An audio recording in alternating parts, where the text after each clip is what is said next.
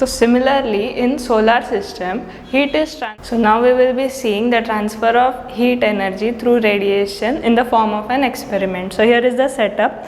Now first of all, Earth lies in the Goldilocks zone, as we have already learned before, and Earth is right here. So here is the very first boundary where Venus lies.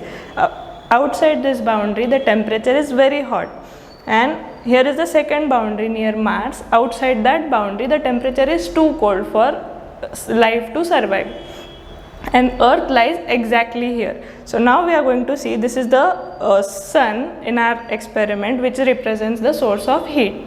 Now in the solar system, radiation is only the way through which heat can transfer in the entire solar system or the space. So now we are going to see the experiment. This is the temperature probe. First we will keep it near Mars.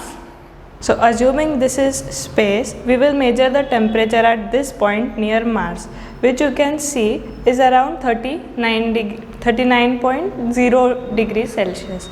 Okay, now we will move the setup and take the temperature probe near Venus over here, and we will see how the temperature varies.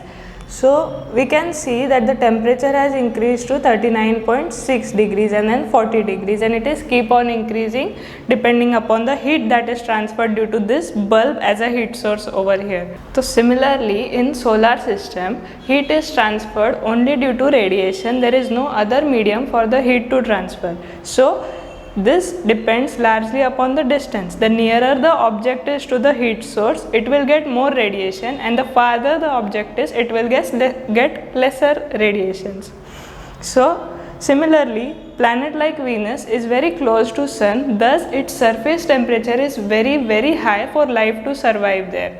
And similarly, Mars, which is very far from the Sun, that is why lesser heat is received due to radiation, and the surface temperature is very low for life to survive. And now moving on to Earth, which lies exactly between these two planets, and it is situated at a perfect distance such that life can survive where the temperature is not very high and not very low.